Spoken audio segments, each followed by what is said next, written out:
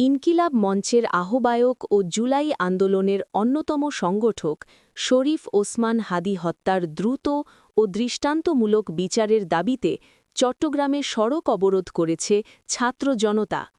রোববার সকাল থেকে নগরীর ২ number gate, Muradpur, Bahaddarhat, New Market ও আগ্রাবাদ এলাকায় একযোগে এই কর্মসূচি পালন করা হয়। দীর্ঘদিন পার হয়ে গেলেও হাদি হত্যাকাণ্ডের তদন্ত ও বিচার প্রক্রিয়ায় দৃশ্যমান অগ্রগতি না থাকায় আন্দোলনকারীরা রাজপথে নামেন।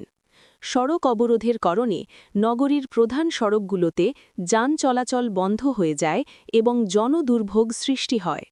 আন্দোলনকারীরা বলেন, হাদি ছিলেন ন্যায় বিচার ও গণতন্ত্রের পক্ষে একজন আপোষহীন কণ্ঠস্বর। দ্রুত প্রকৃত খুনিদের গ্রেফতার ও দৃষ্টান্তমূলক বিচার নিশ্চিত না হলে আরও কঠোর আন্দোলনের হুঁশিয়ারি দেন তারা।